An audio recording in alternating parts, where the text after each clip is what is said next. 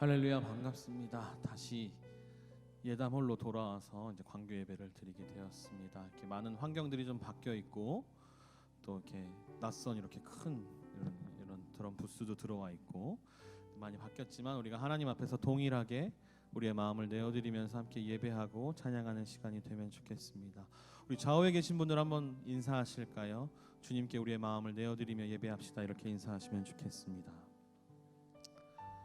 우리 앞뒤로도 인사할까요? 우리의 마음을 모아서 주님을 예배합시다. 이렇게 인사하시면 좋겠습니다.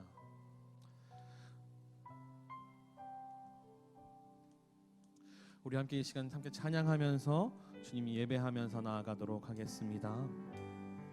주님 내 마음 모아, 주님 내 마음 모아 주 바라봅니다. 눈 떠 주 보게 하소서. 오 주님 내가 주께 가오니 말씀하시고 새롭게 하소서. 주님 내 마음 모아, 주님 내 마음 모아 주 바라봅니다. 눈 떠 주 보게 하소서. 오 주님 내가 주께 가오니 말씀하시고 새롭게 하소서.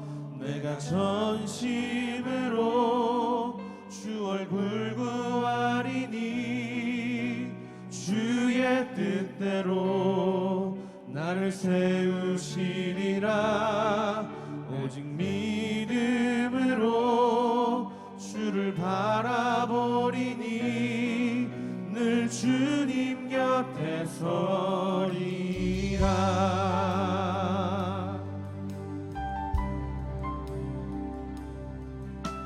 다시 한 번 더 우리의 마음을 모아서 고백하며 나아갑니다. 주님 내 마음 모아, 주님 내 마음 모아 주 바라봅니다. 눈 떠 주 보게 하소서. 오 주님 내가 주께 가오니 말씀하시고 새롭게 하소서. 내가 전심으로 주 얼굴 구하리니 주의 뜻대로 나를 세우시리라. 오직 믿음으로 주를 바라보리니 늘 주님 곁에 서리. 내가 전심으로 주 얼굴 구하리니 주의 뜻대로 나를 세우시리라. 오직 믿음으로 주를 바라보리니 늘 주님 곁에서. 한 번 더 믿음으로 고백합니다. 내가 전심으로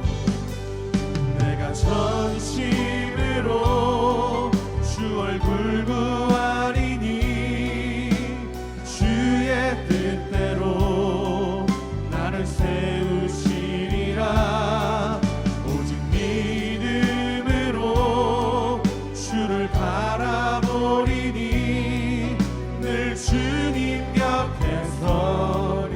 목마른 나의 영혼, 목마른 나의 영혼 주를 부르니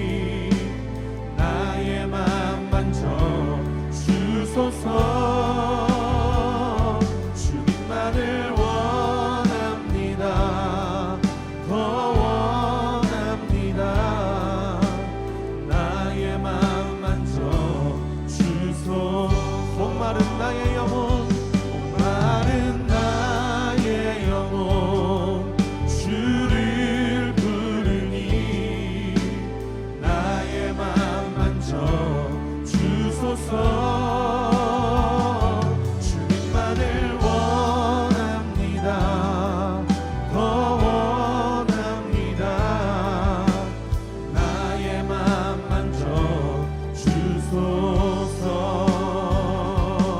우리 목소리 높여 고백합니다. 목마른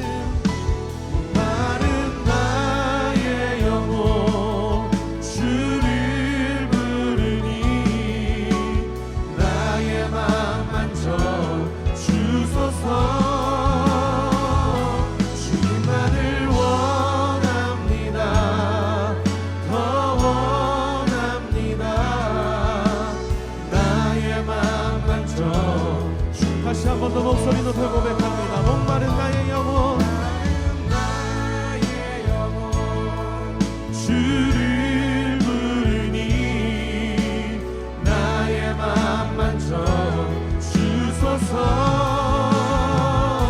주님만을 원합니다.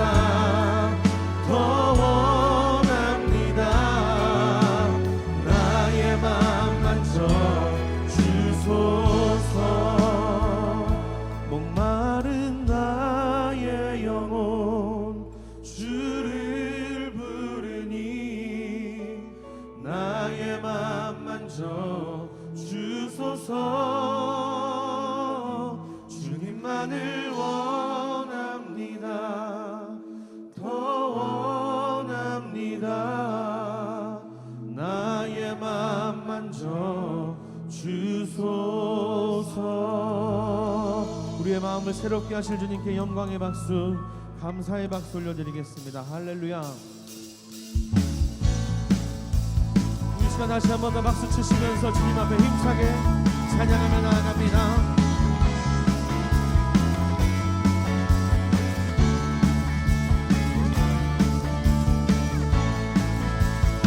나의 가장 낮은 마음 주님께서 기뻐하시고 작은 일에 큰 기쁨을 느끼게 하시는도다. 내가 지쳐 무력할 때 주님 내게 힘이 되시고 아름다운 하늘나라 내 맘에 주시는도다. 우리에게 축복하신 하나님 사랑 낮은 자를 높여주시고 아름다운 하늘나라 허락하시고 내 모든 것 예비하시네. 찬양함의 기쁨을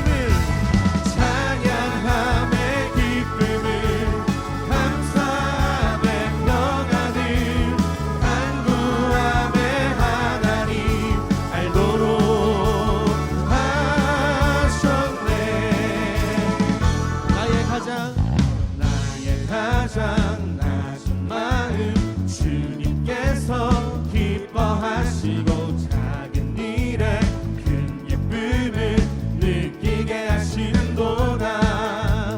내가 지쳐 무력할 때 주님 내게 힘이 되시고 아름다운 하늘나라 내 맘에 주시는도다. 우리에게 축복하신 하나님 사랑 낮은 자를 높여주시고 아름다운 하늘나라 허락하시고 내 모든 것 예비하시네. 찬양함의 기쁨을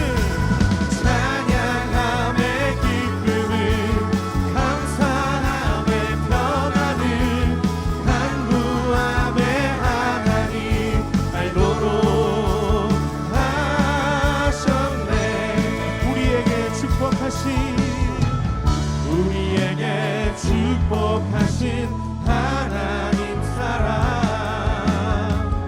낮은 자를 높여주시고 아름다운 하늘나라 허락하시고 내 모든 것 예비하시네. 우리 힘차게 고백합니다. 찬양하네. 찬양함의 기쁨을 감사함에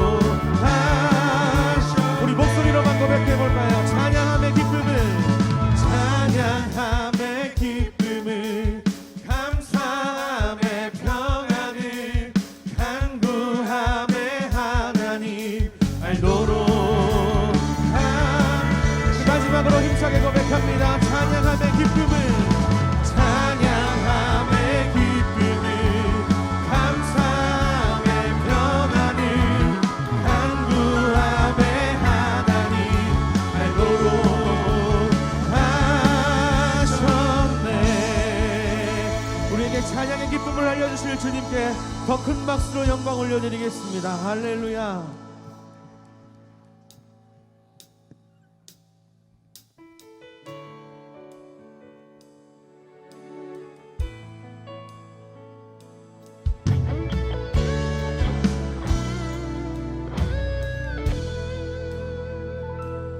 하나님의 사랑을 사모하는 자, 하나님의 평안을 바라보는 자, 너의 모든 것 창조하신 우리 주님이 너를 얼마나 사랑하시는지,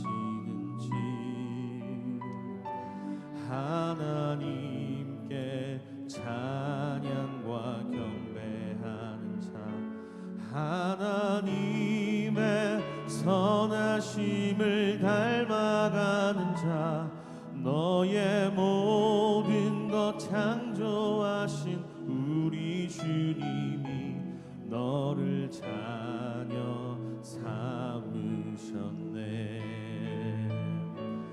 하나님 사랑의 눈으로 너를 어느 때나 바라보시고, 하나님 인자한 귀로서 언제나 너에게 기울이시니, 어두움에 밝은 빛을 비춰주시고, 너의 작은 신음에도 응답하시니, 너는 어느 곳에 있든지 주를 향하고 주만 바라볼지라.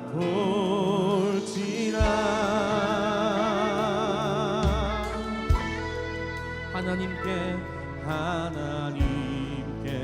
찬양과 경배하는 자, 하나님의 선하심을 닮아가는 자, 너의 모든 것 창조하신 우리 주님이 너를 자녀 삼으셨네.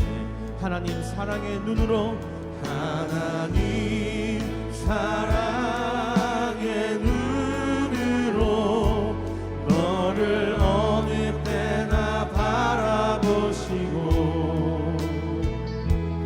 하나님 인자한 귀로서 언제나 너에게 기울이시니, 어두움에 밝은 빛을 비춰주시고, 너의 작은 신음에도 응답하시니, 너는 어느 곳에 있든지 주를 향하고 주만 바라볼지라.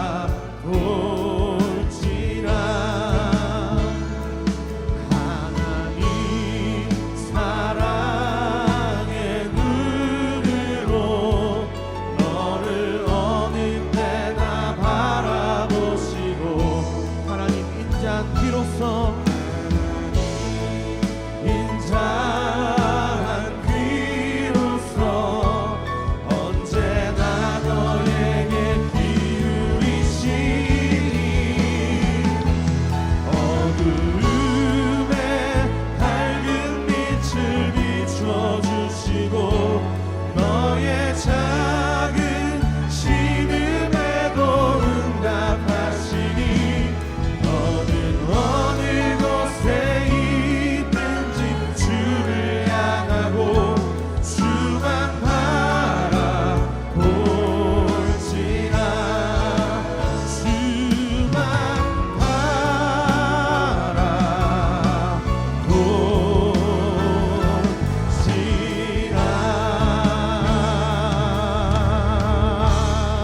우리 주님께 영광의 박수, 감사의 박수 올려드리겠습니다. 할렐루야. 전능하신 하나님 아버지, 온 마음과 정성을 다해 주님만 경배하오니 우리의 예배를 받아 주시옵소서. 나의 작은 신음에도 응답하시는 하나님의 도우심을 구하며 오늘도 풍성하게 임하시는 주님의 은혜를 사모하오니 우리에게 맡겨주신 영혼 구원과 영적 성숙의 비전을 성취하는 모든 성도들 되게 하여 주옵소서. 우리의 마음을 뒤흔드는 모든 세상의 상황 속에서도 길이요 진리요 생명 되시는 예수님만을 바라볼 수 있도록 우리에게 믿음을 허락하여 주옵소서. 날마다 기도와 말씀으로 하나님을 영화롭게, 사람을 존귀하게 하는 과연 그 교회로 온전히 세워 주옵소서. 중앙야담학교를 위해 기도합니다. 기독교적 세계관과 가치관으로 세상을 믿음으로 담대히 이기는 교사들과 학생들 되게 하시고, 기도와 말씀의 자리로 나아가 하나님의 쓰임받는 귀한 예담인으로 자라가게 하여 주옵소서.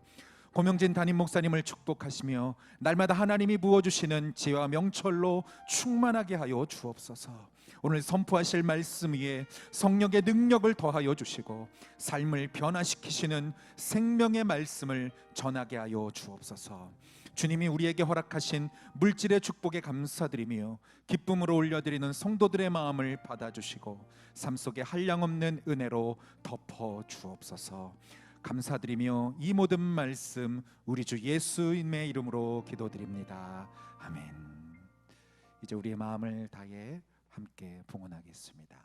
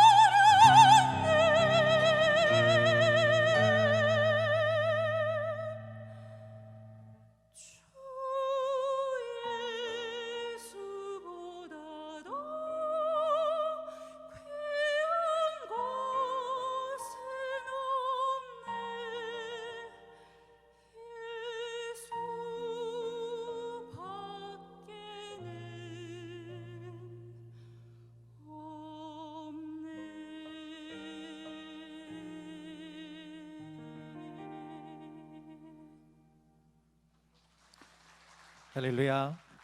우리에게 귀한 찬양 들려주신 우리 고르다 교수님 또 감사드립니다. 우리 관교에서 드리는 주일 일부 예배 오신 중앙의 모든 성도님들을 주님의 이름으로 환영하고 또 축복합니다. 우리 코로나19 바이러스로 혼란한 가운데 있지만 또 여전히 우리가 더 조심하고 주의해야 할 때이지만 우리가 주일에 하나님 앞에 나와 함께 예배하고 또 주님을 찬양하는 그 일을 더 미룰 수 없는 일임을 믿습니다. 오늘도 그 귀한 마음 가지시고 예배 자리를 사모하여 나오신 모든 성도님들께 우리 하늘에서 내려오는 참된 평안과 기쁨이 가득 부어주시기를 믿습니다. 이 시간에 한번 서로 그래도 인사하시면서 오늘도 악수는 안 하셔도 괜찮고요. 서로 목례하면서 이렇게 한번 인사하세요. 은혜로 충만하세요. 서로 한번 인사하시면 좋겠습니다. 은혜로 충만하세요. 축복합니다. 사랑합니다.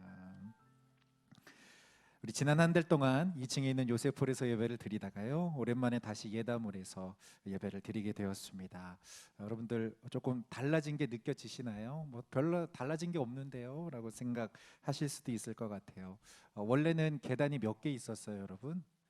4개 있었어요. 우리 양쪽에 사이드에도 계단이 있었거든요. 양쪽에도 계단이 있고 중간에 계단이 있어서 저희가 통로가 4개가 있었는데 공사를 하면서 이제 계단이 2개밖에 없게 되었습니다. 우리 예담학교 전체 학생이 이제 3월에 개교를 하게 되면 총 360명의 학생이 되거든요. 근데 이 공간에 다 우리 전체 학생들이 다 들어올 수 있는 좌석수를 확보하기 위해서 저희가 부득이 좌석을 늘리는 공사를 하게 되었습니다. 아이들은 다 들어와서 사용을 하게 될 텐데 문제는 이제 저희가 주일날 예배를 드릴 때에는 지난번보다는 평소보다는 다니시기가 조금 불편하실 수 있는 상황일 것 같습니다. 그래서 다른 어떤 때보다 우리 안내위원의 안내를 꼭 잘 받아주시고요.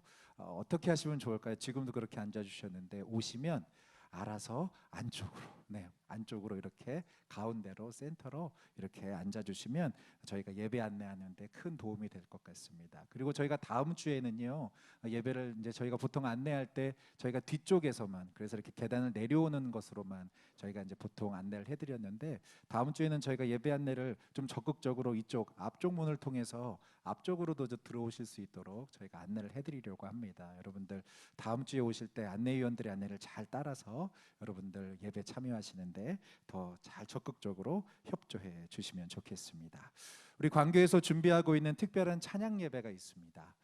저희가 지금 광교 1부 예배에서 드리고 계시는데요, 광교 2부 예배 시간에 저희가 특별한 예배를 준비하고 있습니다. 주보에는 2월 23일로 나가 있는데 실제 한 주를 더 미뤄서 3월 1일 첫째 주에 2부 예배 시간에 저희가 함께 하나님 앞에 더 뜨거운 찬양으로 예배하는 찬양 예배를 준비하고 있습니다. 우리 제이스토리 늘 매주마다 너무 저희에게 아주 좋은 찬양을 함께 올려주고 계시는데요, 우리 제이스토리의 찬양팀과 또 귀한 말씀을 통해서 우리가 다시 한번 하나님 앞에 뜨겁게 회복하는 그런 시간이 되었으면 좋겠습니다. 우리 전국 침례교 목회자 3호 헤브론 봉사자를 모집하고 있습니다. 4월 우리 1일부터 4일까지 우리가 참가할 수 있는 우리 성도님들 또 봉사자들을 모집하고 있는 가운데 있습니다. 오늘도 예배하시는 분들 중에서 이미 이전에 헤브론을 경험해 보시고 또 헤브론에서 또 함께 사역하며 봉사자로 섬기셨던 또 분들 계시다면 또 함께 적극적으로 참여해 주시면 큰 도움이 되겠습니다. 우리 2020년 신임 장로 권사 임직 서류 제출이 이제 다음 주에 마감되어집니다. 여러분들 시간에 늦지 않도록 마지막까지 신경 쓰셔서 챙겨주시고 지원해 주시기를 부탁드립니다. 우리 나머지 모든 교회 소식들은 주보를 참조해 주시고요. 이 시간에는 우리 일부 예배 처음 오신 분들 또 오랜만에 오신 분들, 제가 보니까 오랜만에 오신 분들 오늘 여러분 계시는데요, 함께 서로 축하하면서 축복하도록 하겠습니다.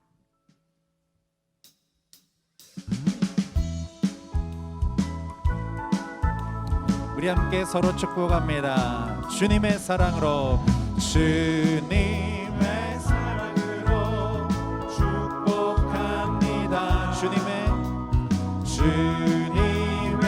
이름으로 환영합니다. 할렐루야. 영원하신 사랑 안에 기쁨 누리세요. 축복합니다.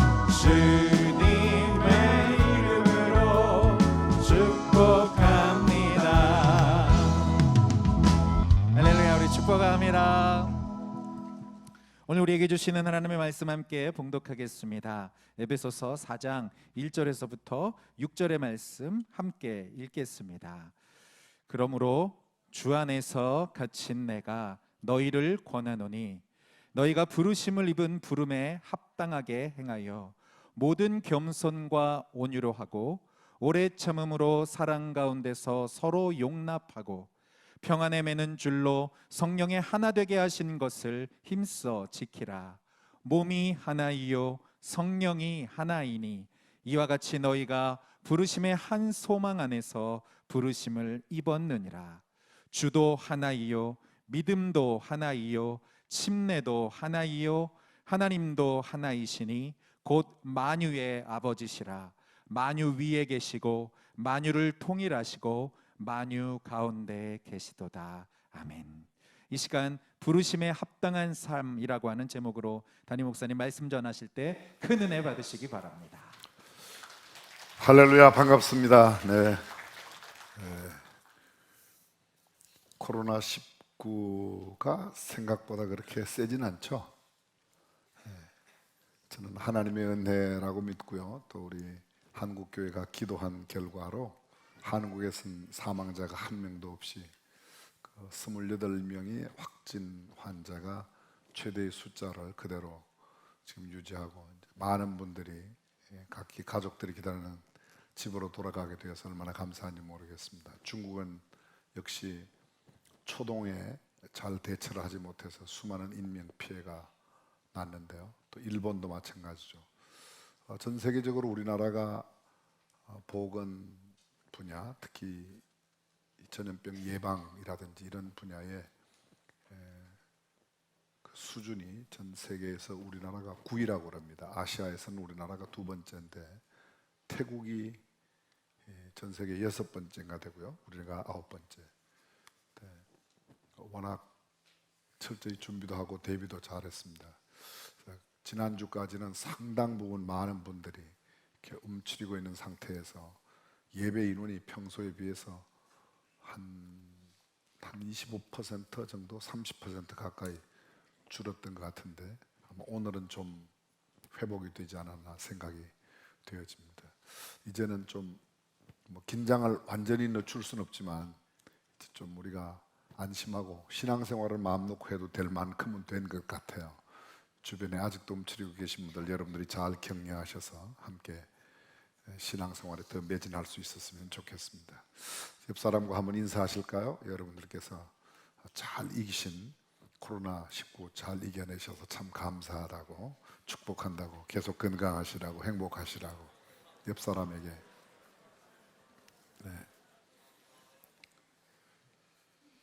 지난주에 혹시 말씀의 제목이 뭔지 기억나십니까? 본문이 어디였는지 기억나십니까? 네, 어제 것도 기억 못하는데 한 주 전 걸 어떻게 기억합니까? 그죠? 빌립보서 1장 26절 이하에 있는 말씀, 복음에 합당한 삶. 복음이 무엇인지를 정확하게 알고 황제가 복음이 아니다. 그렇죠? 가이우스, 그 다음에 옥타비아누스라고 나중에 이름이 바뀌지만, 그 다음에 율리우스, 그 다음에 아우구스투스, 뭐 다 한 사람의 이름에 이렇게 붙여져 있는 그 황제가 존엄자요, 하나님의 아들이요, 평강의 왕이요, 그분이 주님이 아니라 예수 그리스도가 주님이라고 고백하는 그 복음, 그리고 그것을 전하고 거기에 합당한 삶을 살아가는 게 복음에 합당한 삶이라고 그랬습니다. 오늘은 부르심에 합당한 삶, 비슷한 것 같지만 조금 다른 내용을 함께 나눠보도록 하겠습니다. 부르심을 받은 사람은 부름받은 자리, 부름받은 신분, 부름받은 그 위치, 부름받음의 목적에 합당한 삶을 살아야 될 줄로 믿습니다. 부름받은 신분에 걸맞는 격을 갖추고 운동을 해야 됩니다. 예를 들어 보겠습니다. 우리가 나라의 군인으로 부름을 받았다면 군인으로서의 훈련을 거치고 군인답게 살아야 되겠죠. 국방의 의무를 잘 감당하면서, 경찰로 부름을 받았다면, 소방관으로 부름을 받았다면, 교육 공무원으로 부름을 받았다면, 세무 공무원으로 부름을 받았다면 모든 공직 사회에 있는 사람들, 아니 이 땅에 살아가는 사람들이 모두 다 그렇다는 말입니다. 국가대표 선수로 부름을 받은 운동 선수들을 생각해 볼까요? 내가 가슴에 우리나라 국기를 달고 축구 선수로 부름을 받았다면 나 개인의 축구 실력 그것도 중요하지만 또 나의 성적도 중요하지만 우리나라를 대표하는 대표 선수로서의 자리에서 그 직무를 잘 감당해야 될 것입니다. 모든 운동 경기를 다 나열할 수 없지만 다 마찬가지입니다. 어떤 회사에 부름을 받았다, 회사의 사원으로 삼성에 부름을 받았다, LG에 부름을 받았다, 현대에 부름을 받았다. 그럼 내가 부름받은 자리에서 내게 주어진 직무를 잘 감당해야 할 것입니다. 사회 단체 마찬가지입니다. 와이즈맨이나 라이온스 클럽, 로타리 클럽. 내가 만약 라이온스 클럽의 회원으로 부름을 받았다면 회원으로서의 모든 의무를 감당하고 임무를 잘 감당하고 거기에 걸맞는 격에 맞는 삶을 살아야 하는 것입니다. 우리 모두는 하나님의 부르심을 받은 하나님의 자녀들입니다.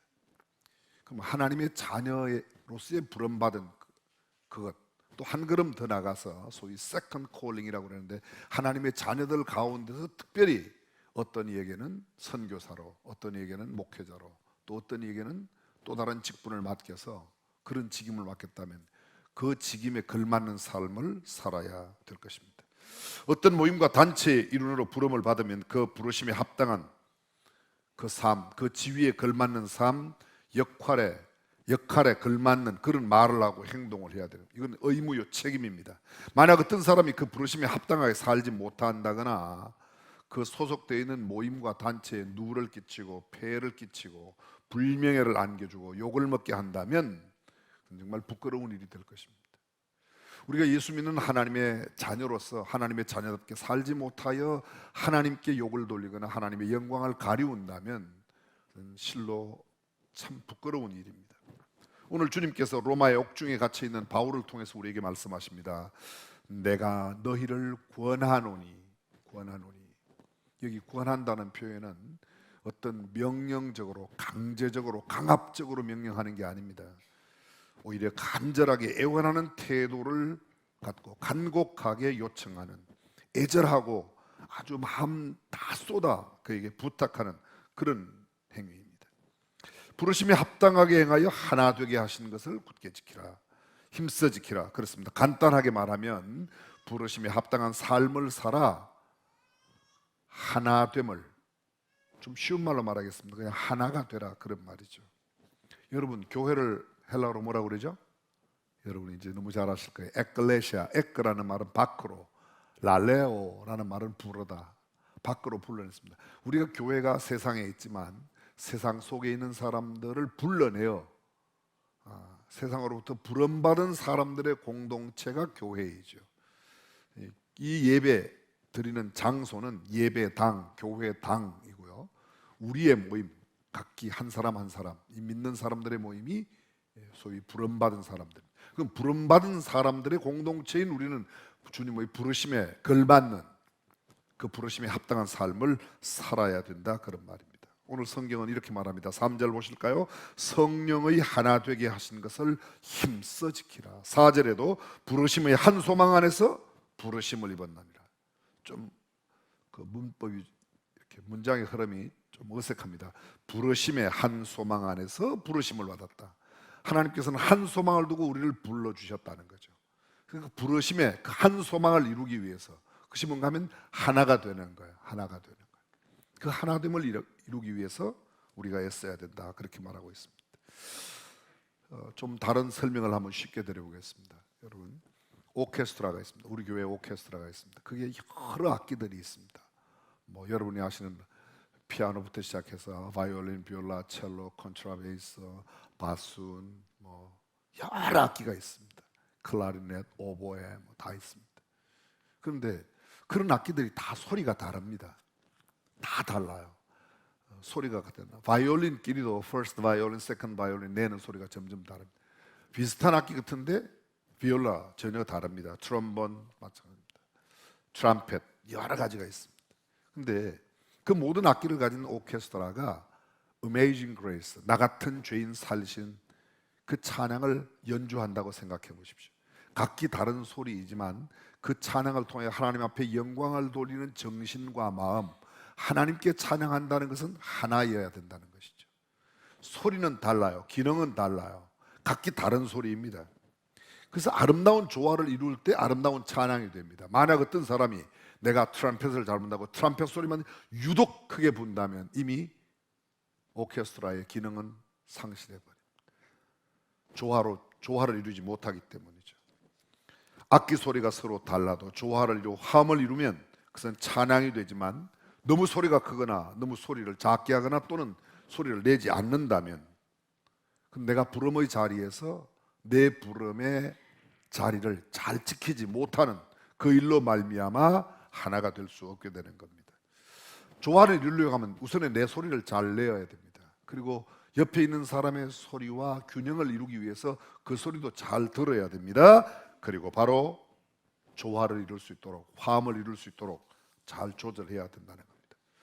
우리 모두는 부르심에 대하여 순종하고 그 부르심에 합당한 삶을 살 때 아름다운 조화, 아름다운 찬양이 될 수 있습니다. 예수 그리스도를 구주와 주님으로 믿고 영접하여 구원받고 하나님의 자녀가 되어 삶의 질이 달라졌다면 부르심에 합당한 삶으로 보답하며 사는 것이 당연한 도리고 당연한 이치라는 것이죠. 성경에 가만히 보면 자세히 보십시오. 성경 안에 수많은 약 5만 명 이상 이름이 나타나는데 부정적으로 하나님과 상관없는 일을 행한 악한 사람도 있지만 하나님께 쓰임받은 사람들의 부름받음을 보면 그 부름받음이 매우 다양하다는 겁니다. 모세는 80살에 부름을 받았습니다. 노인입니다. 다윗은요 양을 친 어린 목동 시절에 부름을 받았습니다. 요셉은요 요셉 보디바르의 집에 종살이를 했을 때 그때 노예살이 가운데서 부름을 받습니다. 다니엘 포로 가운데서 부름을 받습니다. 우리가 생각하면 갖추어서 자격이 되어서 무언가 뚜렷함이 있기 때문에 멋지고 근사한 모습을 다 가지고 있기 때문에 부름받은 게 아닙니다. 오히려 하나님께서 그들을 그 가운데서 부르셔서 오히려 멋지게 사용하셨다는 것이죠. 고린도전서는 뭐라고 말합니까? 세상에 미련한 것들을 택하여 지혜로운 자를 부끄럽게 하신다. 그 성경은 그렇게 말합니다. 역사상 많은 신앙의 위인들 하나님께서 자기를 특별히 부른 그 부름의 소명, 모든 사람들을 부르신 그리스도인의 부름을 넘어서서 특별한 부름, 소위 세컨드 콜링, 제2의 소명의 자리에 부름 받을 때는 특별한 그런 부름이 있다는 겁니다. 1738년 5월 24일 갑자기 자신의 어린 시절 화재의 불길로부터 구원받은 사실을 떠올리면서 지금 부패해가는 영국 교회를 새롭게 개혁하라는 그런 부름으로 이해했던 요한 웨슬레가 그 유명한 소위 감리교회 창시자가 됐죠. 윌리엄 부스 마찬가지입니다. 모든 사람들이 하나님 앞에 존귀하게 쓰임받은 사람들은 이 부름에 응답한 사람들이라는 겁니다. 복음주의 카톨릭 영성학자 가운데 헨리 나우엔이라고 있습니다. 상처 입은 치유자 이런 것도 있는데 혹시 여러분 책 읽어보신 분 계십니까? 꽤 여러분 계실 겁니다. 이분은 1932년 네덜란드 네이kerker에서 태어났습니다. 1957년 예수의 사제로 서품을 받습니다. 심리학을 공부한 그는 인간의 고난을 더 깊이 이해하고 싶어서 1964년 미국으로 건너가 매닝그 클리닉에서 심리학과 종교학 함께 통합하여 학문을 더 공부합니다. 30대에 노틀담 대학교의 심리학부 개원 교수로 시작해서 신학을 공부한 후에는 예일 대학교 신학부에서 학생들을 가르치는 소위 예일 대학교 정교수가 되었습니다. 존경받는 교수이자 학자로서의 이런 헨리 나우엔, 그는 계속해서 공부를 더하고 1981년을 기점으로 변화를 맞이하게 됩니다. 그는 하나님의 사랑에 빚진 자로서 거룩한 부담을 안고 더 이상 이렇게 교수의 직을 감당할 수 없다고 생각해서 페루에 있는 아주 빈민가로 떠나서 한동안 그곳 민중들과 함께 아주 극빈한 사람들과 함께 삶을 삽니다. 다시 대학 강동으로 돌아와 3년간 하버드 대학교에서 교수직을 감당합니다. 역시 하버드에서 그는 굉장히 바빴고 많은 일들이 그에게 주어졌습니다. 그런데 1985년 그는 한 사람을 만나게 됩니다. 그를 찾아왔던 사람은 프랑스에서 라르시라는 발달장애인 공동체, 라르시라는 곳에서 발달장애인 장애인 공동체를 지도하는 그런 사람인데 예일대학교에 찾아와서 헨리 나운에게 자기네 그 발달 장애인 공동체의 이야기를 하게 됩니다. 그것을 듣고 아 그렇구나, 이렇게 사는 사람들이 있구나, 발달 장애인들도 있구나, 발달 장애인과 함께 사는 사람도 있구나, 이런 것을 듣습니다. 그들이 사는 얘기를 감동으로 받고 그는 그냥 헤어졌습니다. 얼마 되지 않아서 이 공동체의 지도자로 있는 장 바니에라는 지도자로부터 한 통의 편지를 받습니다. 그 편지의 내용은 자기의 공동체에서 발달 장애인들의 수양회가 열리는데 거기에 꼭 와달라는 그런 부탁이었습니다. 꼭 와주시면 좋겠다고. 헨리 나우에는 생각했습니다. 자기가 대학 교수고 이러니까 아마 강사로 나를 부르는가 보다, 그렇게 갔습니다. 근데 가보았더니 이게 웬일입니까? 그 수양회는 침묵 수양회라 강사가 필요 없는 수양회입니다. 그래서 그들과 함께 3일 동안 그 수련회를 참여합니다. 사흘 동안 열리는데 기도만 하고 행동으로만 사람들을 돌봐주고 섬기는 그런 수양회입니다. 헨리 나우엔 교수 사흘 동안 아무 소리 안 하고 발달 장애인들을 돌봐주고 발도 씻어주고 밥도 해주고 같이 식사하고 그들을 쳐다보면서 마음으로 기도만 하면서 3일간을 다 보냈습니다. 그는 처음으로 발달 장애인들의 세계 속에서 그들과 자기의 몸으로 부딪히며 자기와 전혀 다른 삶을 살고 있는 사람들의 모습을 체험하게 됩니다. 침묵 수양회를 마치고 돌아온 며칠 뒤에 또 한 통의 편지를 받습니다. 그 편지는 이렇게 적혀 있었습니다. 교수님이 함께 있어서 참 축복이었습니다. 교수님이 이런 우리 같은 발달 장애인 공동체의 지도자가 되어 주신다면 얼마나 크다란 하나님의 선물일까요? 헨리 나우에는 이미 여러분에게 말씀드린 대로 막 하버드 대학교 교수가 되어 3년이 되어 많은 일거리가 그에게 주어졌고 가르치는 사역도 굉장히 크게 늘어나고 있었습니다. 그는 하버드 대학교의 교수로서 일하면서도 얼마든지 이 어려운 사람들을 도와줄 수 있었고 또 돕겠다는 마음도 실제로 있었습니다. 그런데 그 한 통의 편지가 그의 마음을 떠나지 않습니다. 주님이 나를 하버드 대학을 떠나서 발달 장애인의 공동체의 지도자로 부르신다. 그의 마음에 자꾸 그런 부르심의 소명의식이 느껴지는 겁니다. 어떻게 할까? 어떻게 할까? 그는 계속 고민하고 번민하다가 그 갈등은 심한 가운데 더 이상 멈출 수 없는 주님의 강렬한 부르심이라는 사실을 결국 승인할 수밖에 없습니다. 곧바로 하버드 대학교 교수직을 사임합니다. 그리고 1985년 10월 단풍이 짙게 물들어가는 가을에 캐나다 토론토 바로 북쪽 지역 리치몬드라고 하는 곳에 있는 데이브레이크 커뮤니티라고 하는 발달 장애인 공동체의 지도자로 가게 됩니다. 그곳에는 단 6명의 발달 장애인이 있었습니다. 그 6명과 함께 살기 위해 하버드 대학교의 교수직을 그는 포기했습니다. 그 후 그는 그의 그곳 생활에 대해서 일지를 썼습니다. 그의 일기의 한 토막은 이렇게 기록되어 있습니다. 이상하다. 이것은 희생이고 이것은 지금까지의 삶을 뒤엎는 나의 새로운 삶이었음에도 불구하고 웬일인가 이상한 마음의 평안이, 이 놀라운 평안이여, 자유여, 자유여. 그는 자기 친구에게 편지를 씁니다. 이런 놀랍고도 충격적인 고백을 친구에게 보낸 편지 가운데 말합니다. 나는 이 사람들을 돕기 위해서 여기에 왔다고 생각했다. 그런데 나는 이 공동체에 와서 처음으로 고향을 찾은 것 같은 감정을 느낀다. 탕자였던 내가 오히려 집으로 돌아온 것을 느낀다. 이제 나는 이 사람들을 돕고 이 사람들을 치료하기 위해서 온 것만은 아니라 오히려 내가 이곳에서 치료를 받고 있다는 것을 확실하게 증언할 수 있다고 썼습니다. 우리 공동체 6명 중 아담이라는 청년이 있는데 그는 장애인이지만 깨끗하고 투명한 영혼을 가졌다. 나는 그의 영혼과 부딪히면서 그가 나를 치료하고 있다는 믿음을 지울 수가 없다. 그가 나를 확실히 치료하고 있었다. 나에게 붙어있던 찌꺼기, 거짓된 위선, 욕심, 가면 이런 것들이 씻겨 나가도록 내가 섬기고 있는 아담이 내 영혼을 치료해주고 있었다. 이것은 얼마나 놀라운 발견인지 모른다. 얼마 후 그는 발달 장애인들도 시간은 걸리지만 예수님을 영접할 수 있고 그들도 그리스도의 사랑에 반응하는 모습을 보이기 시작한다는 것을 깨닫습니다. 1996년 9월 21일 헨리 나우에는 하나님의 부름을 받고 세상을 떠납니다.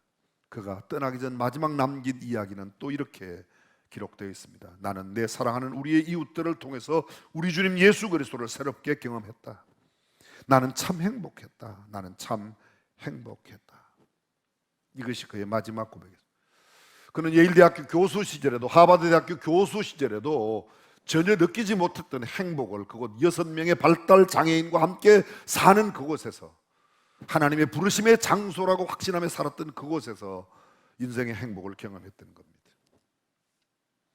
에베소서 1장 18절은 이렇게 기록되어 있습니다. 너희 마음의 눈을 밝히사 그의 부르심의 소망이 무엇이며, 그의 부르심의 소망이 무엇이며, 성도 안에서 그 기업의 영광의 풍성이 무엇이며, 그의 힘으로, 그 힘의 강력으로 역사하심을 따라 믿는 우리에게 베푸신 능력의 지극히 크심이 어떤 것을 너희로 알게 하시기를 구하노라. 에베소 교회를 향한 바울의 기도는 이것입니다. 하나님, 저들의 부르심의 소망이 무엇인지를 저들이 알게 해 주십시오. 쉽게 설명해 보겠습니다. 하나님, 저들이 어디에서 부르고 있는지, 어디에로 부름을 받았는지를 저들이 알고 그곳에서 살게 해 주십시오. 그것이 바울이 에베소 교회를 향한 기도입니다. 그리고 동일한 에베소 4장 1절에서 이렇게 말합니다. 나는 부르심을 받은 그 일에 합당하게 생활하라고 말합니다. 우리는 성경을 통해서 이미 잘 알고 있습니다. 우리가 알거니와 하나님을 사랑하는 자 곧 그 뜻대로 부르심을 입은 자들에게 모든 것이 합력하여 선을 이루느라. 부르심을 입은 자들, 그 부름에 합당한 삶을 살기만 하면 모든 것이 합력하여 선을 이룬다고 말하고 있습니다. 고린도전서 1장 24절과 26절입니다. 오직 부르심을 입은 자들에게는 유대인이나 헬라인이나 그리스도는 하나님의 능력이요 하나님의 지혜니라.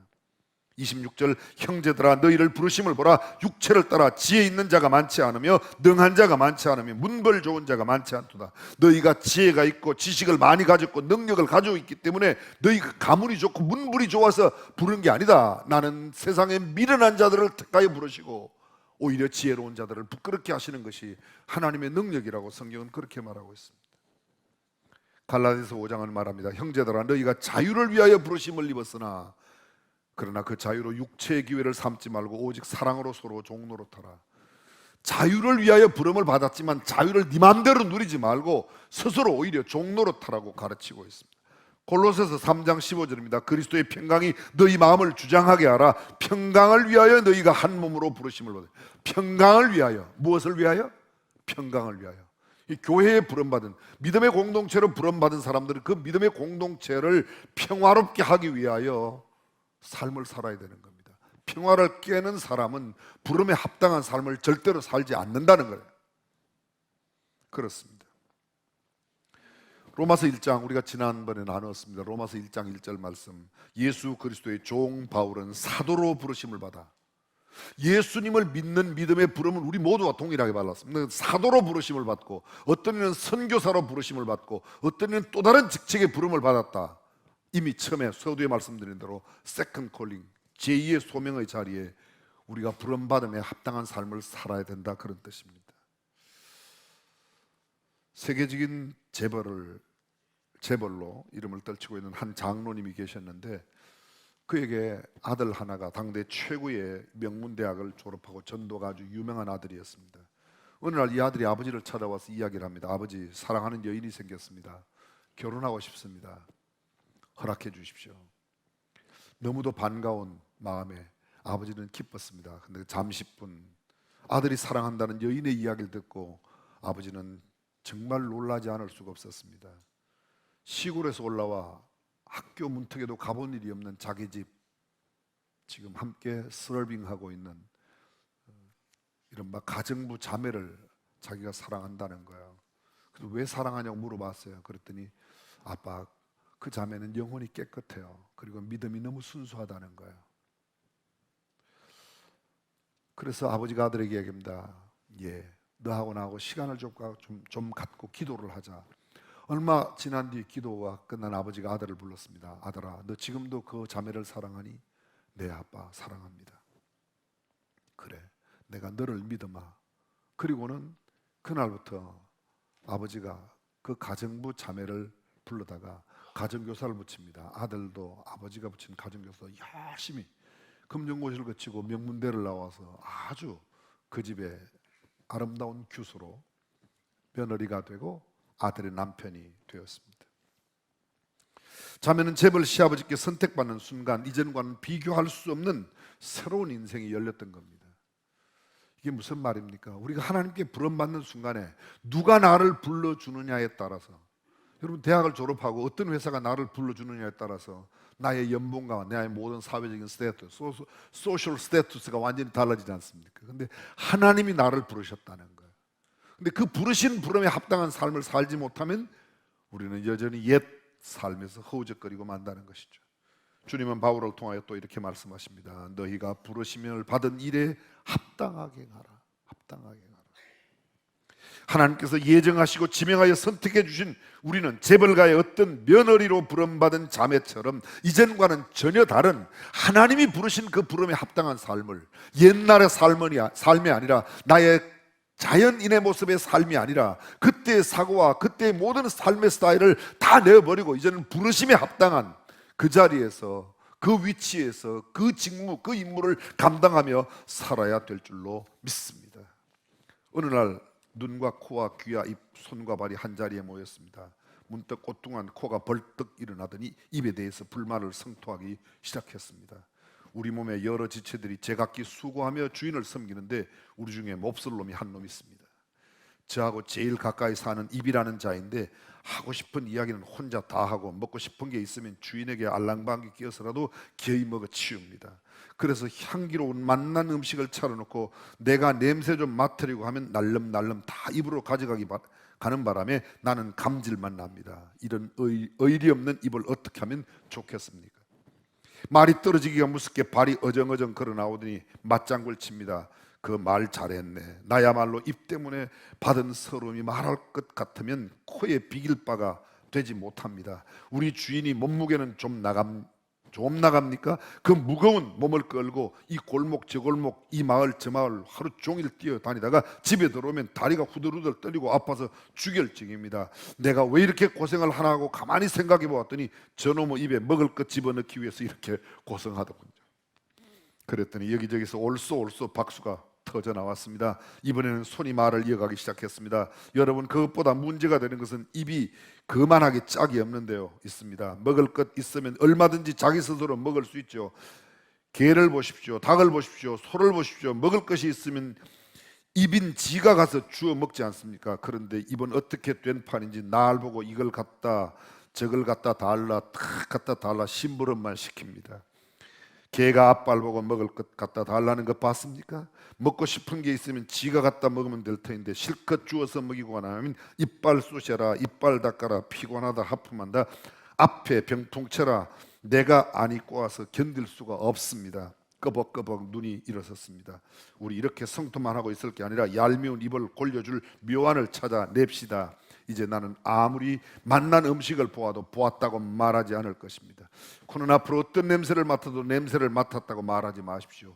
입을 위해서라면 손도 발도 열중 쉬어 꼼짝달싹하지 않기로 합시다. 드디어 이 제안이 통과되고 하루 이틀 사흘 나흘이 계속 지나갔습니다. 다리가 후덜후덜 떨리는 몸을 앞으로 일어서더니 왜 다리가 이렇게 후들후들 떨리는지 모르겠다고 눈이 끔뻑거리며 나왔습니다. 앞이 가물가물한 게 왜 이렇게 안 보이는지 모르겠다. 코가 나옵니다. 온 마을에 먹을 것 냄새로 가득 차 있어 미칠 지경이다.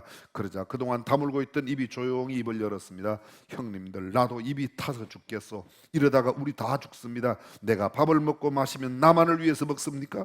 손이 어쩌다가 매운 것 집어다가 넣으면 입에 불이 납니다. 빨리 달라고 배고파서 꼬르륵 소리가 나서 빨리 넘기려고 하다가 입술을 깨물기도 하고 혀를 깨물기도 하고 피를 흘릴 때가 한두 번이 아닙니다. 이것이 다 나를 위해서가 아니고 우리 몸의 사지백체를 위해서 내가 고생하는 것이니만큼 형님들 너무 서러워하지 말고 우리 서로를 협력하며 삽시다. 이 말에 다른 지체들도 수긍을 하고 예전대로 제각기 맡은 일을 시작했습니다. 재미있게 만든 예화이지만 이 예화가 주는 교훈을 우리 이미 잘 알고 있습니다.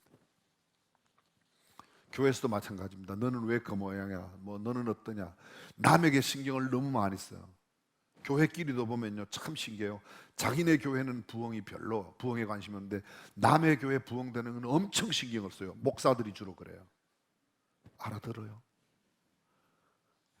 남에게 신경 쓰지 말고 내게 주어진 자리, 내게 주어진 직무, 그거 열심히 하면 그것이 다 합력하여 건강한 몸을 이루게 되는 줄로 믿습니다. 그렇다면 정말 하나님의 부르심에 합당하게 사는 삶이 어떤 거야? 어떤 거야? 오늘 성경에 보면 아주 중요한 5개의 단어로 부르심에 합당한 삶을 이야기하고 있습니다. 본문 2절을 보실까요? 에베소 4장 2절, 모든 겸손과. 첫째, 겸손입니다. 타페이노 프로수네라고 되어 있는 이 겸손, 성경이 만든, 기독교가 만든 단어입니다. 원래 이교 시대, 이교 사회 속에서는 겸손은 전혀 가치가 없는 것이었습니다. 그때 최고의 가치는 용감함이었습니다. 용맹스럽게 전쟁에 나가는 것이었습니다. 이 겸손이라는 단어는 움츠리고 굽실거리고 엎드리는 것으로 아주 멸시를 당하였습니다. 겸손은 전혀 소중한 가치가 아니었습니다. 헬라 타이페노스라는 이 부정적인 단어와 함께 겸손이라는 단어가 항상 쓰였습니다. 노예 같은 비천한 평판이 나쁜 굽실굽실하는, 소위 이 말의 근원이 어디로부터 하는 가, 땅에 기는 잡초를 보고 겸손이라는 단어가 거기에서 만들어냈다는 겁니다. 그러니까 가장 부정적으로 쓰이던 단어인데 기독교에서는, 성경에서는 이 겸손을 가장 고상한 가치로 여겼습니다. 유명한 바시를 말합니다. 겸손은 모든 미덕을 담는 보석 상자라고 말했습니다. 이 겸손, 어떻게 겸손할 수 있는가? 3가지의 방법이 있답니다. 첫 번째, 자아를 철저하게 인식하면, 내가 누구인지를 알면, 내가 얼마나 연약하고 무능하고 무지하고 내가 얼마나 추하고 더러운 존재인지를 알면 교만해질 수 없다는 겁니다. 스스로 엎드릴 수밖에 없다.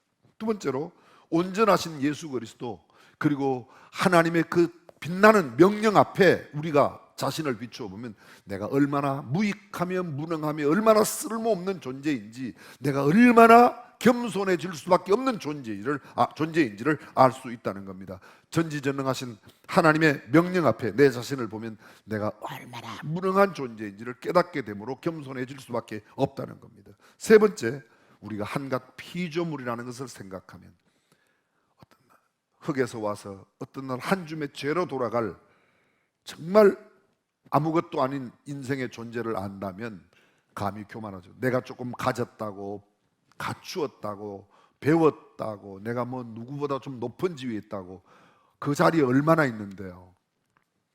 결국 우리는 겸손해질 수밖에 없다는 것입니다. 그렇습니다. 부르심에 합당한 삶, 첫 번째 겸손. 두 번째, 온유라고 되어 있습니다. 프라우데스라고 되어 있습니다. 영어에는 미크니스 또는 젠틀리스 이렇게 말합니다. 그분 참 젠틀해, 정중하다는 표시죠. 근데 이 온유라는 말의 뜻은 2가지로 쓰였습니다. 그 어원을 찾아보면 히랍의 아리스토텔레스가 이런 말을 했습니다. 온유는 무엇인가? 양극단 사이의 중용이다. 우리는 중용을 가운데라고 말하는데 아리스토텔레스는 이렇게 설명합니다. 타인이 부당한 대우를 받을 때 의분의 불꽃을 태우는 것. 반면에 내가 억울한 일을 당할 때에는 끝까지 어떤 억울한 일을 당하여도, 어떤 모욕을 당하고 어떤 부당한 대우를 당해도 결코 내가 노를 바라지 아니하는 것, 그것이 온유라는 겁니다. 그냥 부드럽고 온화하고 그런 정도가 아니고, 남들이 속상해하는 모습을 보면 왜 그러냐고, 남이 피해를 당하는 거 보면 내가 의분을 태우면서 막 의연히 일어나는 것. 그러나 내가 억울한 일을 당하면 나는 그것 때문에, 내가 좀 부당한 대우를 받아도 그것 때문에 내가 화내지 않는 것, 그것이 온유랍니다. 성경적인 의미에서 온유가 또 다른 뜻이 있습니다. 이 온유라는 잘 길들여진 말을 말합니다. 잘 길들여진 말, 모든 움직임을 통제할 수 있는 그런 성품을 소유한 사람을 온유한 사람이라, 하나님에 의해서 철저히 지시받고 통제받는 사람, 이제는 내 생각대로 내 자연인의 모습대로 살지 않습니다. 여러분 보십시오. 보통 명마, 준마, 우성마는 어떤 말들이에요? 물론 씨가 좋아야 되죠. 근데 보통은 이렇습니다. 아주 야성이 강한 야생마 가운데서 거칠고 아주 힘이 있고 그런 말들을 잡아다가 훈련을 잘 시켜서 명마를 만드는 겁니다. 야생마가 순하다고 갖다가 되어서 명마가 될 수 없습니다. 그 야성이 강할수록, 야생마의 야성이 강할수록 훈련만 잘 되면 준마, 명마가 될 수 있다는 거죠. 여러분 이 말을 들을 때 어떤 게 떠올라요? 교회에서 보면 저 문제야, 저 사람 아주 거칠어, 뭐가 났어. 이거는 훈련만 잘 받으면 아주 걸출한 명마가 될 수 있는 제목이라는 겁니다. 걔는요 날 때부터 착해요. 걔는 그냥 그렇게 착하다가 살다 가는 겁니다. 진짜가 인물이 되려고 그러면 그런 모습 대단히 죄송합니다. 우리 여기 예담학교예요. 여러분이 아시지만 학교 부적응, 학습 부진 아이들이 여기 80%가 들어와요. 이걸 증명해야 우리 학교에 들어올 수 있어요. 그런 걸 증명하려고 아주 야단입니다. 저는요 공부도 못합니다. 저는 학교 잘 못. 이걸 증명을 해야 들어와요. 그런데 경쟁률이 8대 1이고 뭐 그래요. 우리 학교가 지금 아세요? 오직 주님 예수 외에는 다른 걸 잘 모르십니다. 우리 학교가 지금 그런 학교, 이 예담 학교예요. 근데 여기 들어온 지 1년, 2년 되었는데요. 아직도 그런 성품이 많이 남아있는 학생이 있어요. 그런데 선생님도 저한테 와서 이야기해요. 목사님, 그 아이는 좀 어려울 것 같아요. 그 부모도 저한테 와서 울면서 이야기해요. 그런데 저는 전혀 그런 마음이 하나도 안 들어요. 왜냐하면 우리 학교는 설립 자체가, 의도 자체가 그런 사람 불러서 하나님께서 하나님의 성령의 능력으로 그들을 변화시켜 앞으로 훌륭한 하나님의 사람을 만들기 위하여 세운 학교니까 그런 사람이 오는 게 당연하고 그런 사람이 있는 게 우리 학교가 참 오히려 더 존재 의의가 있게 되는 거죠. 저는 이런 생각이 들어요. 그 사람은요. 자, 제가 어떤 지금 간증거리가 만들어내려고 저런 일을 아직도 하고 있지. 그리고 기도가 나와요. 진짜로. 저를 보세요. 지금 제가 거짓말하는 것 같아요? 아니에요. 정말로 그런 것 같아요. 아주 여기 뭐 2년째 아직도 담배를 못 끊는 아이가 있어요. 근데 저는 하나도 걱정 안 돼요. 오히려 여기 담당하고 있는 목사님께 목사님 가서 그냥 맞담배질을 한번 해봐. 뭐 그냥 하는 소리이지만 어쨌든 저는요 그 아이가 변했을 때 문제 부모가 있고 문제 교사가 있지 문제 아이는 없어요. 그 아이를 가르치기 위해서 있는 존재가 교사이고 그 아이를 바르게 양육하기 위해 있는 존재가 부모인데 그걸 잘 못하면 부모 책임, 잘 못 훈련시키고 잘 가르치지 못하는 부모 책임이고 교사 책임이고 어떻게 걔 책임이에요. 걔는 생겨 먹은 게 그렇게 생겨 먹었는데 오히려 기대가 되죠. 글쎄 어떤 일을 할까? 잘 가다듬어서 온유한 성품이 되는 겁니다. 아주 걸출한 인물이 되는 겁니다. 저는 뭐 이런 이야기 들려고 하면 끝도 없습니다. 세 번째, 오래 참음입니다. 이 오래 참음, 마크로투미아란 말은 결코 굴복하지 않는 정신이에요. 결코 굴복하지. 내가 전쟁에 져도 내가 고난을 당해도 불행해도 결코 내가 진 상태에서는 너하고 강화하지 않는다. 내가 굴하게 비굴하게 그렇게 강화하고 동맹 맺지 않는다. 내가 이기면 오히려 여유를 베풀고 너와 동맹을 맺어도 강화를 해도 내가 지고 있는 상태에서는 그렇게 하지 않는다. 끝까지 견뎌내는 이런 로마인의 근성, 로마 군인들의 근성이 바로 이 마크로투미아라는 뜻입니다. 또 하나의 뜻이 있습니다. 마크로투미아의 뜻은 인간에 대한 인내입니다. 복수할 수 있는 힘을 가지고 있음에도 불구하고 복수할 수 있는 기회가 되었음에도 불구하고 복수를 하지 않고 참는 겁니다. 나에게 아주 나쁜 짓을 하고 못된 짓을 하는 내 원수가 내 앞에 있어요. 복수할 수 있는 힘도 있어요. 능력도 있어요. 시간도 돼요. 기회도 왔어요. 그런데도 복수하지 않는 참음, 그것이 오래 참음이다. 보복을 거부하는 정신. 그가 그렇게 나에게 잘못해도 괴로워하지 않고 불평, 원망 없이 모욕과 손해를 당하면서까지 참아내는 정신. 극도로 어리석은 사람에게조차 정말 비웃음거리가 되고 조롱거리가 되어도 그들에게 내가 무시함을 당하고 그들에게 정말 내가 정중한 그런 대접을 받지 못해도 그들을 참아내고 인내하는 것. 마치 예수님께서 십자가 위에 달리실 때 얼마든지 그곳을 피하여 나갈 수 있는 능력이 있음에도 불구하고 십자가에 달리며 저들이 알지 못하고 저런 죄를 지고 있다고 저들을 용서해 달라는 그런 주님의 모습, 그것이 바로 인내, 오래 참음이라는 것입니다. 네 번째가 있습니다. 사랑입니다. 사랑으로 서로 용납하라고 말합니다. 우리가 헬라어의 사랑은 네 가지가 있던 걸 이미 잘 알고 있습니다. 남녀 간의 사랑, 에로서, 친구와의 깊은 우정과 애정, 필리아, 가족들 간의 사랑, 스토르게, 그리고 조건 없는 누구와도 내 원수까지라도 사랑하는 무조건적인 사랑, 아가페의 사랑이 있습니다. 나에 대한 상대의 언동이나 태도 그런 거가 상관없습니다. 그가 나를 지금도 미워하고 앞으로도 미워할 것이 뻔함에도 불구하고 그를 사랑하는 것, 정말 말은 되는데 이건 참 어려운 거죠. 그렇죠? 더구나 내가 힘도 더 세고 내가 저를 무시하고 저를 원수 갚을 수 있는 기회까지 있는데도 불구하고 그것을 갚지 않고 그건 인내요. 그를 더 사랑하고 이해한다. 항상 좋은 것만 생각한다. 그것이 바로 성경이 말하고 있는 사랑입니다. 그리고 마지막 5번째 단어, 이것은 바로 겸손과 온유와 오래 참음과 사랑이 합하여서 만들어내는 참된 평화라는 겁니다. 오늘 성경은 이렇게 말합니다. 마지막 구절이 뭐라고 되어 있습니까? 여러분 보십시오. 평안에 매는 줄로 성령의 하나 되게 하신 겁니다. 평안에 매는 줄로 평화를 만들어내는 겁니다. 왜요?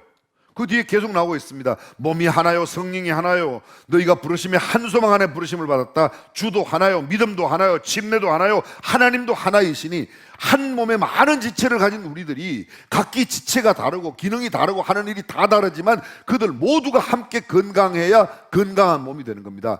그리스도를 머리로 온몸에 지체된 우리들이 한 몸 안에 여러 기능을 가진 지체로서의 조화를 이룰 때 건강한 몸을 이룰 수 있다는 겁니다.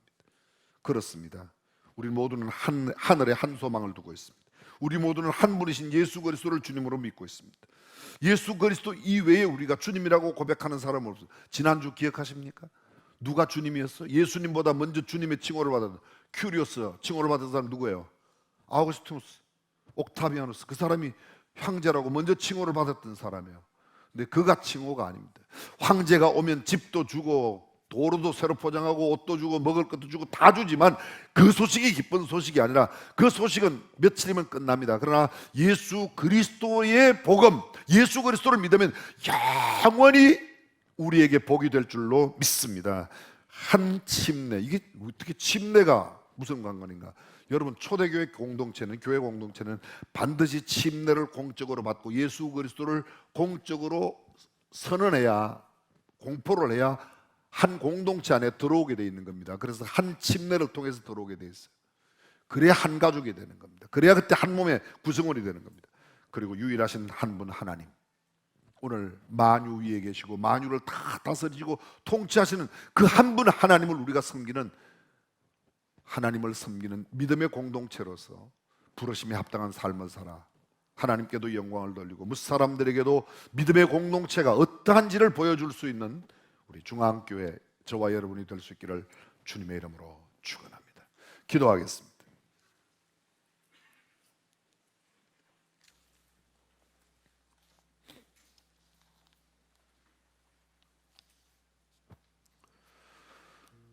나는 내가 부름받은 자리에서 부르심에 합당한 삶을 살고 있는지 스스로 돌이켜 보십시오. 나는 참 겸손한 사람인지, 온유한 사람인지, 오래 참는 사람인지, 그리고 어떤 상황 가운데도 참 사랑을 나타내며 살아가는 사람인지, 나는 피스메이커로 평화를 만들어내는 사람인지. 주님은 이 일을 위하여 우리를 부르셨다고 말합니다. 부르심에 합당한 저와 여러분의 삶이 되었으면 좋겠습니다.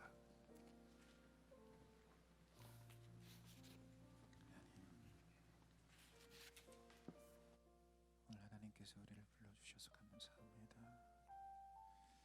하나님, 주님께서 세우신 몸된 교회, 하나님, 그 교회를 향한 하나님의 뜻, 하나님의 방법과 하나님의 생각, 하나님의 마음을 가지고 나아갈 수 있는 우리 살아가는 주의 모든 성도들이 되게 해주시옵소서. 하나님, 오늘 이 시간에 우리의 마음을 다해서 하나님의 뜻을 구하며 기도하고 있습니다. 아버지, 오늘 이 시간 우리의 마음 안에 하나님께서 부어주신 하나님의 은혜를 부어주시옵소서. 아버지여, 우리에게는 어떤 부르심이 있습니까? 하나님, 오늘 우리에게는 어떤 마음이 있습니까? 주님의 마음을 다시 한번 기억나게 하여 주시고, 하나님, 주님 앞에 부르심을 받은 우리들의 마음 가운데 하나님 다시 한번 주의 뜻을 구하며 하나님의 은혜를 찾아가는 아버지 하나님들의 삶이 되어줄 수 있도록 아버지 하나님 역사하게 주시옵소서. 신실하신 주님의 은혜를 구합니다. 하나님, 우리의 마음 가운데 주님의 뜻을 찾아가게 하여 주옵소서. 주여, 아버지 하나님, 우리의 마음을 다해서 주님 앞에 찬양합니다. 오 놀라우신 아버지 하나님, 주님의 마음을 아버지 하나님 다시 한번 알아갈 수 있도록 인도하여 주옵소서. 아버지 하나님, 다시 한번 우리의 마음 안에 하나님에게서 쏟으시는 놀라우신 은혜를 부어주시길 간절히 원합니다. 하나님, 아버지 하나님, 다시 한번 주님의 은혜를 구하며 주님의 뜻을 찾아가는 하나님 우리의 삶이 되어질 수 있도록 인도해 주옵소서. 하나님, 부르심에 합당한 삶을 살아가기를 간절히 원합니다. 아버지 하나님, 우리가 부르심에, 그 주님의 부르심에 합당한 삶을 살아가기 위해서 아버지 하나님, 정말로 주님께서 나를 부르시고 나를 사용하시는 그 주님의 음성을 듣는 우리들의 삶이 되어지기를 간절히 원합니다. 주님께서 아버지 하나님 사랑하시는 몸된 교회, 주님께서 아버지 하나님 당신의 피로 사신 주님의 그 몸된 교회를 위하여 우리가 더 나같이 헌신하며 하나님의 은혜를 구하며 기도할 수 있는 우리 모두가 되어줄 수 있도록 아버지 하나님 은혜를 내려 주시옵소서. 다시 한번 아버지 하나님, 우리의 마음 가운데 주님이 허락하여 주시는 놀라운 은혜의 시간들이 있기를 원합니다. 하나님, 내 마음 가운데 있는 모든 생각들을 내려놓고 다시 한번 우리의 마음 가운데 주님께서 허락하여 주시는 놀라운 은혜와 놀라운 그 속의 은혜가 다시 한번 내 삶 가운데 열려줄 수 있도록 하나님, 다시 한번 내 마음 가운데 하나님의 은혜를 부어주시옵소서. 주님의 은혜와 주님의 사랑과 주님의 자비하심, 주님의 그 말도 할 수 없는 놀라운 자비하심으로 아버지 하나님, 우리의 삶 가운데 다시 한번 주님 역사하여 주시옵소서. 하나님, 다시 한번 주님의 은혜를 구하겠습니다. 하나님, 다시 한번 우리의 마음을 다하여서 주의 뜻을 구하오니 주님 아버지 하나님, 하나님의 뜻을 구하며 나아갈 때에 하나님 우리의 마음 안에 하나님의 은혜를 부어주시고 채워주시고 다시 한번 우리가 다시 한번 하나님께서 원하시는 그 부르심에 합당한 삶을 살아갈 수 있도록 아버지 하나님, 우리의 마음을 다시 한번 이 시간에 새롭게 하여 주시옵소서. 할렐루야. 우리 이 시간에 같이 한번 찬양하기를 원합니다.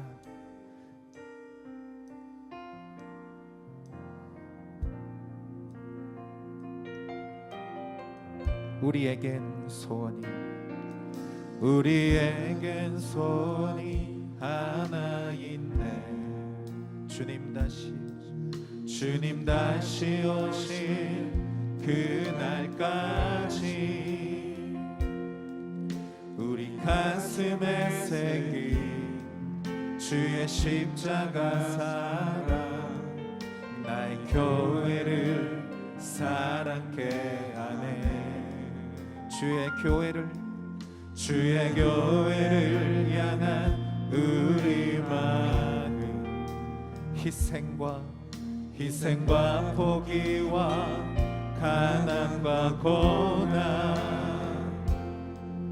하물며 죽음조차 우릴 막을 수 없네. 우리 교회는 이 땅에 교회를 교회되게 예배되게 우릴 사용하소서. 진정한 능의 날 오늘 임하도록 우릴 사용하소서. 우리 한 번 더 고백하겠습니다. 우리에겐 소원이 하나 있네. 주님 다시 오실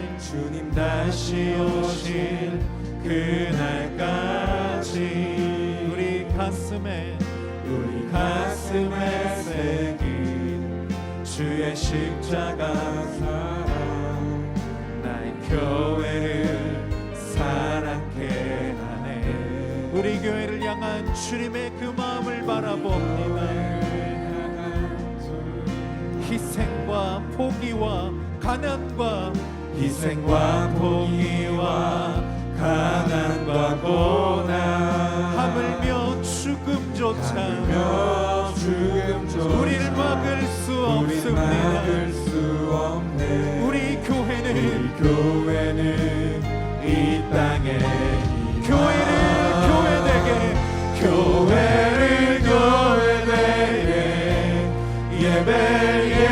예배되게 우릴 사용하소서. 진정한 분의 날 오늘 임하도록 우릴 사용하소서. 교회를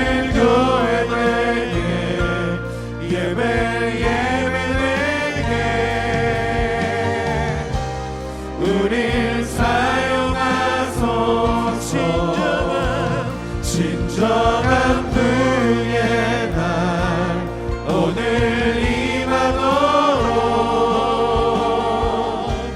우릴 사용하소서.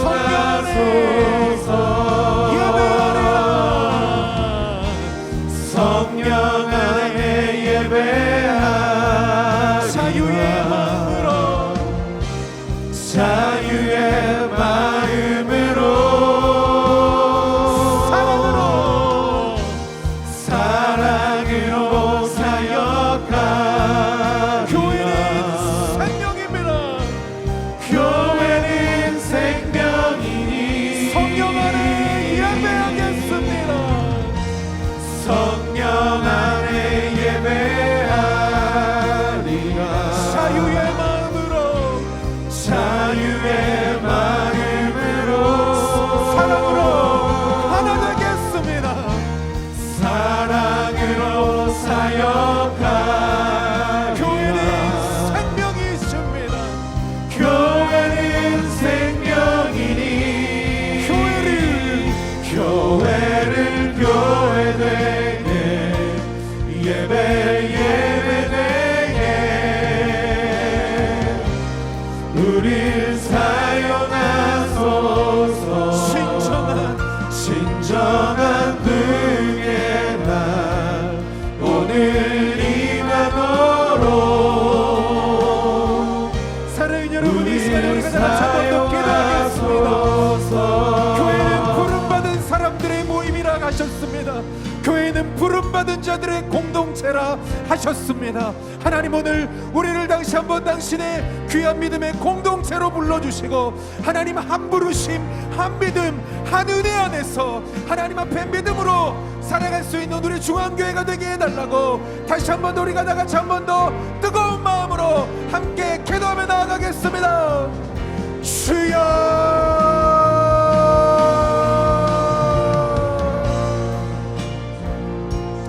하나님, 우리를 향하신 하나님, 우리를 향하신 하나님의 그 부르심을 기억하며 서로 하나 되라고 하나님 말씀하여 주시는 그 주님의 은혜에 따라 아버지 하나님, 우리의 삶 가운데에서 부르심에 합당한 삶, 복음에 합당한 삶 살아갈 수 있는 우리 모두가 되게 하여 주시옵소서. 하나님, 다시 한번 우리를 하나님 믿음의 한 공동체로 불러주셔서 감사합니다. 아버지 하나님, 다시 한번 우리 안에 서로 사랑하며 겸손하며 온유하며 오래 참고 서로 화평하며 평화를 누리는 하나님 믿음의 한 공동체 중앙교회의 믿음이 되게 하여 주시옵소서. 모일 때마다 하나님의 말씀으로 기도하고 주님의 말씀으로 다시 한번 새롭게 변화받는 사랑하는 중앙의 모든 성도들의 삶이 되어지게 하여 주시옵소서. 하나님, 그렇습니다. 오늘 이 시간에 다시 한번 우리의 마음 가운데 하나님 주님의 몸된 교회 중앙교회를 사랑할 수 있는 우리 모두의 삶이 되게 하여 주시옵소서. 하나님, 우리를 부르심에 합당한 자로 믿음의 한 공동체를 사랑하는 자로 우리를 불러주셨음을 믿습니다. 우리 안에 겸손한 마음을 허락하여 주옵소서.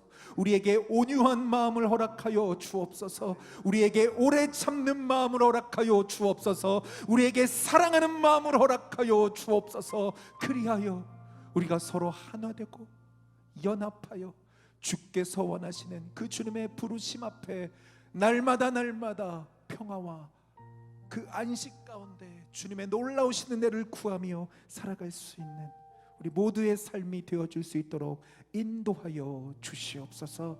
지금은 예수 그리스도의 놀라우신 은혜와 하나님 아버지의 사랑하심과 성령의 내주교통하시는 은혜의 주심이 부르심에 합당한 삶, 바로 그 삶을 위하여 부르신 곳에서 믿음으로 살아가기를 원하는 사랑하는 중앙의 성도들과 그들의 가정과 일터와 조국 대한민국 위에 이제부터 영원토록 함께 하시기를 간절히 축원하옵나이다. 아멘.